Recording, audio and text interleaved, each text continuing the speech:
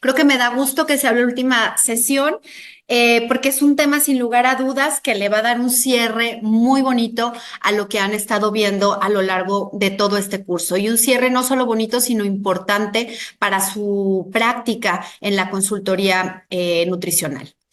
Y bueno, el contenido que vamos a ver el día de hoy es abordar la parte de consejería nutricia utilizando la metodología del proceso de atención nutricional de la Academia de Nutrición y Dietética de Estados Unidos. Y también vamos a hablar de educación nutricia, igual, utilizando la misma metodología.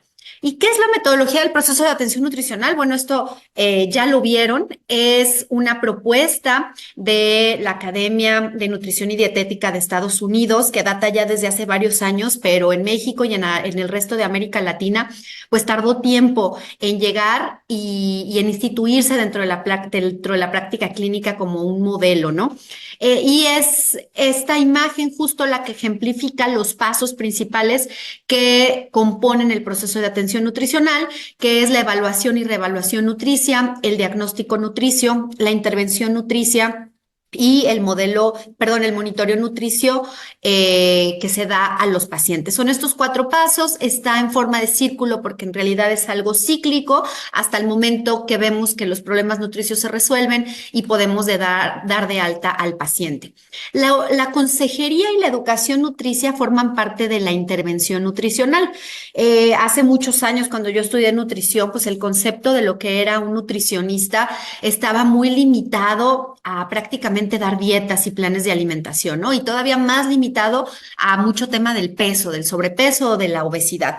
Ahora sabemos que nuestro rol como nutricionistas es muchísimo más amplio que esto y involucra otras intervenciones que antes no, pues ni siquiera nos educaban en ellas, como lo son la educación y la consejería nutricia.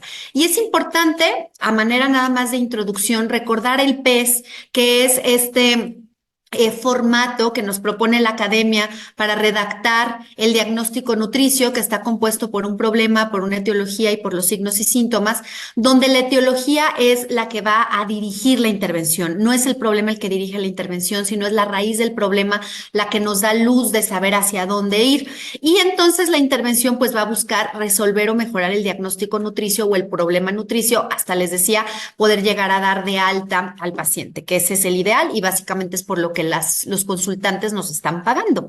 Dentro de las intervenciones nutricionales que propone la academia está la administración de alimentos o nutrimentos, que involucra la parte de prescripción nutricia, todo lo que tiene que ver con macronutrientes, micronutrientes, suplementación, tipos de dietas, consistencia, soporte de nutrición especial.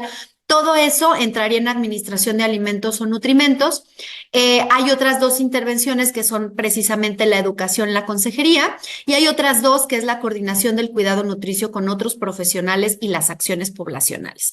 Estas son las 5 intervenciones, así que la próxima vez que les digan, tú eres nutricionista y te dedicas a hacer planes de alimentación, díganles no, porque en realidad yo hago mucho más que solo planes de alimentación. Los planes de alimentación entrarían aquí, son una pequeña parte de la administración de alimentos o nutrimentos, pero tenemos mucho más campo de acción a través de otras estrategias de intervención como lo son la consejería nutricia y la educación nutricia. Y son en las que vamos a profundizar el día de hoy. Cómo hacer consejería nutricia, cuáles son sus bases y cómo hacer educación nutricia y lo mismo cuáles son sus bases.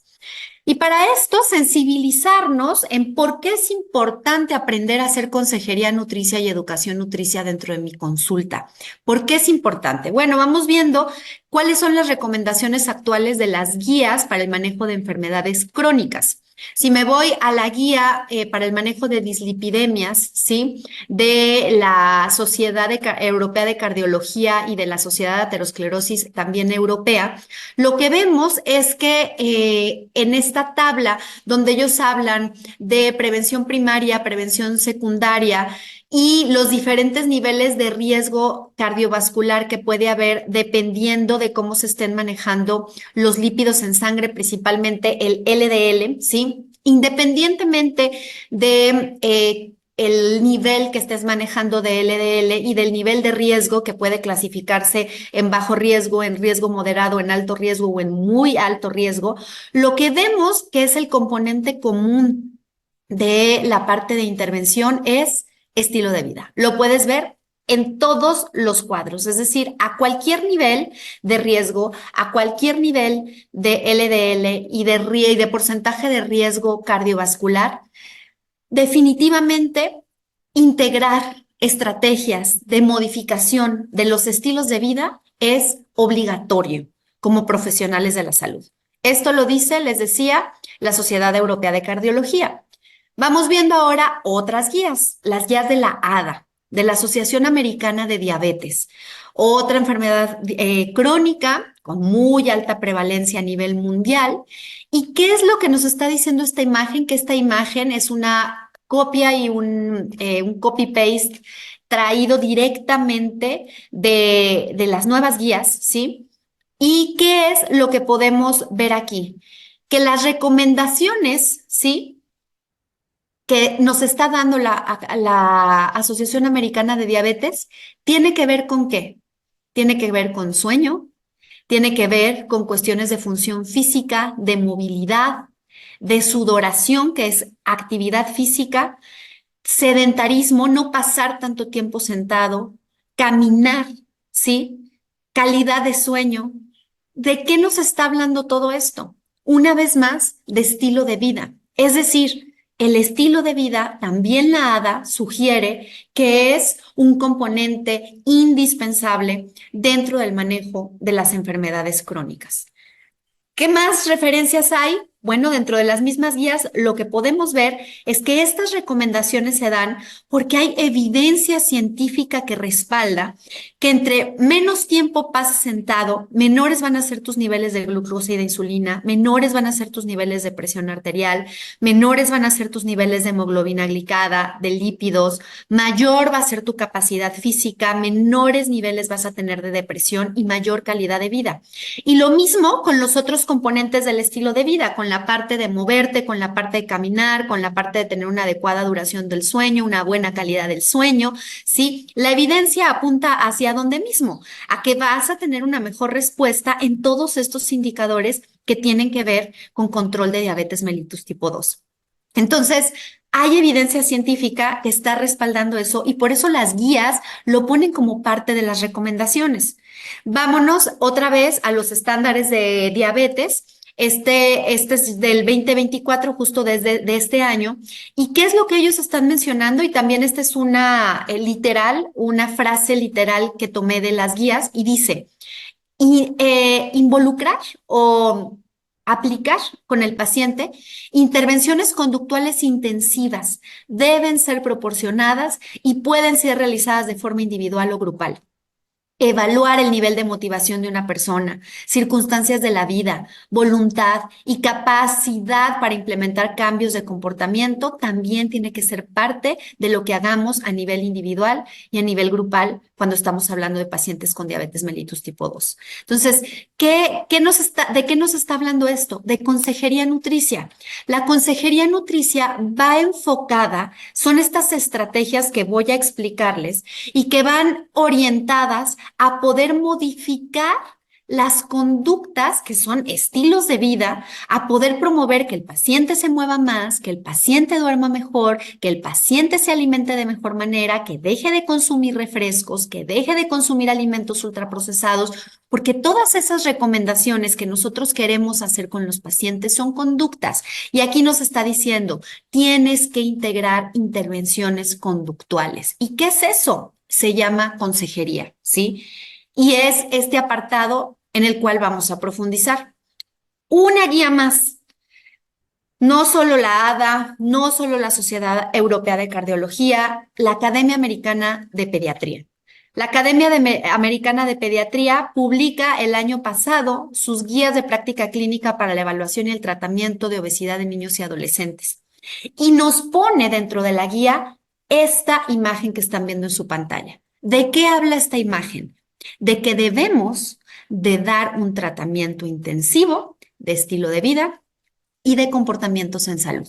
Es decir, otra referencia, otras guías internacionales dirigidos a otro grupo etario, que en este caso son niños y adolescentes, pero nos dan exactamente la misma recomendación, porque hay suficiente evidencia científica que la respalda, si no, no estaría en una guía, ¿sí? ¿Y qué nos dice? Educación en salud, ¿sí? Y consejería para la modificación del comportamiento. ¿Qué es esto? Lo que vamos a ver hoy. Precisamente educación nutricia y consejería nutricia. Eso es lo que nos están diciendo las guías que tenemos que hacer. Ya no nos dicen dale 1500 calorías, ya no nos dicen bájale el porcentaje de carbohidratos, nos hablan principalmente calidad en la dieta y acompañamiento en modificaciones del estilo de vida, acompañamiento conductual. Eso es lo que más nos están enfatizando. ¿Por qué? Porque estas sociedades internacionales se están dando cuenta que el problema radica en las conductas de las personas, ¿sí? Y que si no modificamos las conductas, difícilmente vamos a tener un control de las enfermedades y una prevención de las mismas, ¿ok? Entonces, una guía más, pensé que ya nada era la última, pero traigo otra guía más que es la de obesidad de Canadá. Esta guía me encanta y esta guía fue de las primeras que se atrevió, porque esta es una publicación del 2020, y se atrevió a hablar de la consejería nutricia como prioridad dentro del manejo de la obesidad. Y lo podemos ver aquí en esta imagen, donde si se fijan habla de la terapia médica nutricia y ¿qué dice? Consejería personalizada por un dietitian registrado, por un nutricionista registrado, con enfoque en elecciones de alimentos saludables y con una terapia nutricional basada en evidencia. ¿Pero qué nos está diciendo? Consejería personalizada. ¿Y qué es lo triste? Que muchos profesionales de la salud y de la nutrición no sabemos hacer consejería nutricia. Es importantísimo prepararnos en esta área, porque aquí tienes otra guía más que te está diciendo eso es lo que se tiene que hacer. Y no solamente se queda en esa recomendación, también te habla aquí de estar de acuerdo en metas, te habla de una colaboración, de un plan de acción. Esto es consejería, ¿sí? Te habla de asistir al paciente con facilitadores y barreras. Esto es consejería. Y tú dices, ¿y eso cómo se hace? Ahorita te voy a explicar, pero esto es consejería nutricia, ¿sí? ¿Qué nos está diciendo entonces todo eso? Que el reto es que de tener pacientes sedentarios los volvamos activos, que de tener pacientes que de snack se coman papas fritas, tengamos pacientes que de snack elijan una fruta o una verdura. Ese es el verdadero reto, un cambio en las conductas de las personas. Que en lugar de cenarse una sopa instantánea, aprendan a preparar sus propios alimentos y se puedan preparar una propia sopa de verduras, ¿sí?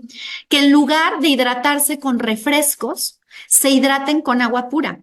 ¿Qué son estas? Son conductas, son estilos de vida y ese es el reto. Y hacia allá debe de ir nuestra educación, hacia allá debe de ir nuestra consejería. Ahora bien, ¿de qué estamos hablando entonces? De cambiar un paradigma de la atención nutricional.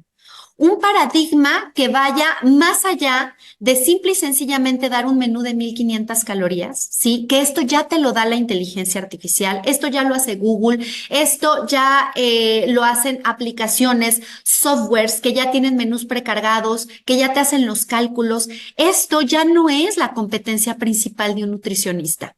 Entonces, ¿a dónde tenemos que migrar? Tenemos que migrar a lo que la inteligencia artificial no nos puede dar.